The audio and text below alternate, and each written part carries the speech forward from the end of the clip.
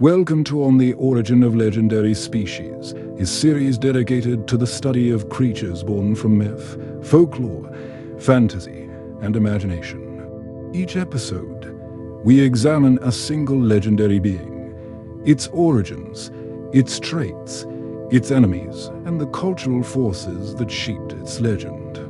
From ancient gods and dragons to cryptids, monsters, and icons of modern fiction, this is a natural history of the unreal. In the roiling madness of the warp, where time fractures, logic dissolves, and thought itself becomes substance, there exists a being who sees what was, what is, and what may yet be. He is not simply a demon. He is not merely a servant. He is prophecy incarnate, paradox made flesh. He is Kairos Fateweaver, the Oracle of Change. Among the servants of the Chaos Gods, none are as enigmatic or unsettling as Kairos. He is a Lord of Change, one of the most powerful greater demons of Change, the Chaos God of sorcery, ambition, manipulation, and fate. But Kairos is not like the others of his kind. Where other Lords of Change scheme and plot with immense but limited foresight, Kairos stands apart, broken, altered, and reshaped by the infinite tides of destiny itself. To understand Kairos, we must first understand his master. Change is the Chaos God of change, of mutation, hope, ambition, lies, and impossible schemes. He is the architect of convoluted plots and the patron of sorcerers. His realm within the warp is a labyrinth of shifting crystal towers, endless staircases, and oceans of raw magic. At its center lies the well of eternity, a churning abyss of pure knowledge, the accumulated truth of all realities, past and future, known and unknown. Even the Chaos Gods do not fully understand the well. And so Change, in a moment of impossible curiosity, did something extraordinary. He cast one of his greatest servants into it. That servant was Kairos. No demon truly knows what transpired within the well of eternity. The stories vary. Some say Kairos drowned in raw knowledge. Others claim he was unmade and remade 1,000 times in a single heartbeat. Still others whisper that something in the well looked back at him. What is known is this: Kairos eventually emerged, changed. Where once he had one head like other Lords of Change, he now possessed two. One head sees the past with absolute clarity. Every event that has ever occurred, every lie spoken, every betrayal, every forgotten footstep, it is all visible to him. The other head sees the future, every branching possibility, every potential outcome, every thread of destiny stretching forward into infinity. But there is a cruel twist. Kairos cannot see the present. He perceives everything that was and everything that might be. But the immediate moment, the now, is a blind spot. A sliver of reality he cannot fully grasp. This paradox defines him. Kairos speaks in riddles not because he wishes to confuse, but because reality itself appears fractured to him. His two heads argue, contradict, and overlap. One recounts certainty. The other predicts endless possibilities. Together, they form a being who is nearly omniscient, and yet fundamentally unstable. In battle, Kairos Fateweaver is terrifying beyond measure. He wields sorcery at a level that rivals the greatest mortal psykers and even challenges lesser gods. With a gesture, he can unravel time round his enemies, cast spells to misfire catastrophically, or twist fate so that a sure strike misses and a desperate blow becomes fatal. His presence warps probability itself.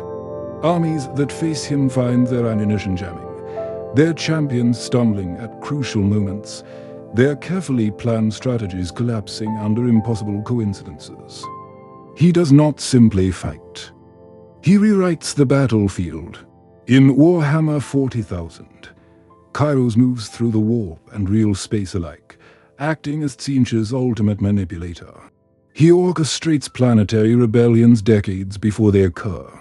He engineers the rise and fall of empires as though arranging pieces on a cosmic chessboard. Entire wars are nothing more than test runs for deeper, more elaborate schemes.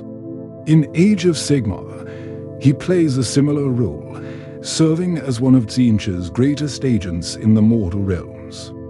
There, he stands at the forefront of demonic incursions, guiding cults, manipulating mortals, and steering the tides of magic toward outcomes only he fully understands, or perhaps only partially understands.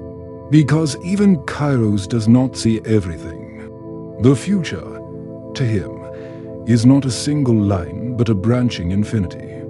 He sees all possible outcomes, but not which one will come to pass. This makes him both supremely powerful and deeply frustrated. He can anticipate almost every move an enemy might make, yet the exact present action can still surprise him. This tension makes Kairos one of the most narratively compelling entities in the Warhammer universe. He is not a brute like a bloodthirster. He is not a relentless plague engine like a great unclean one. He is calculation incarnate.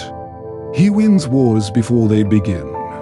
He topples heroes with whispered words long before swords are drawn. And when he does take to the field personally, it is usually because the outcome, in at least one of the futures he has seen, is absolutely critical. Physically, Kairos retains the avian, ever-shifting form of a lord of change.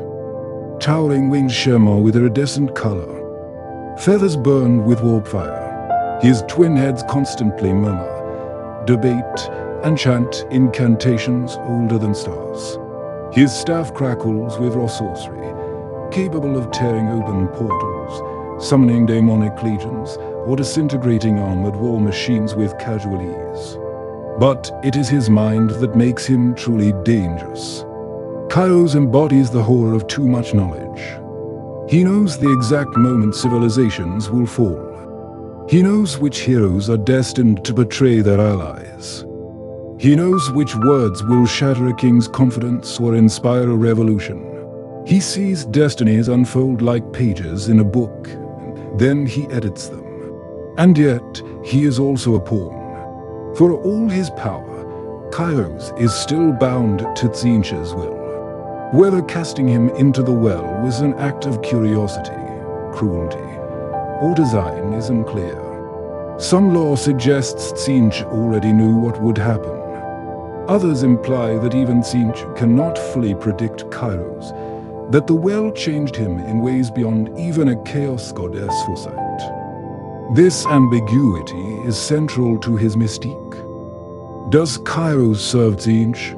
Or is he part of a deeper scheme that even the changer of ways cannot fully control? There are hints, subtle and dangerous, that Kairos may be more than a mere servant. Some texts suggest that the knowledge he gained in the well surpasses that of his master in certain respects. Others hint that the well itself may be a sentient or primordial force within the warp, something older than the Chaos Gods. If that is true, then Kairos is not just an oracle. He is a survivor of something far more ancient.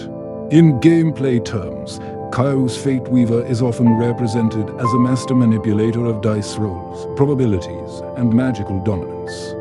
His rules frequently allow players to alter outcomes, rerule critical moments, or dictate the flow of battle. This perfectly reflects his lore. He does not overpower through brute force alone, but through inevitability and manipulation.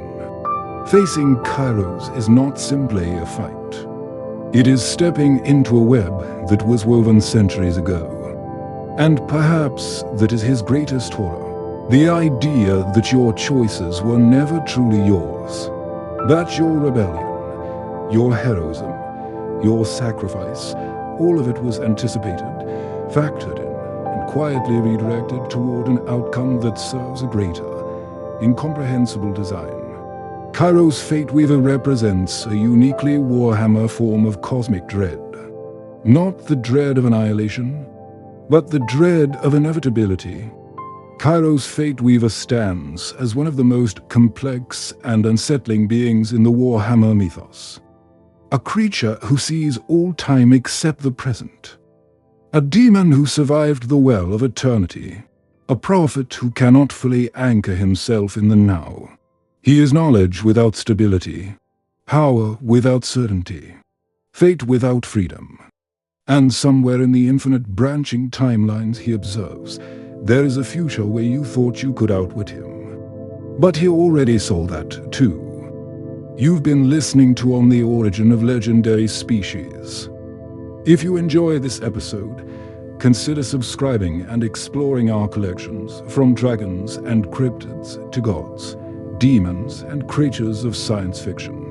New episodes are released weekly, each examining a single legendary species in depth.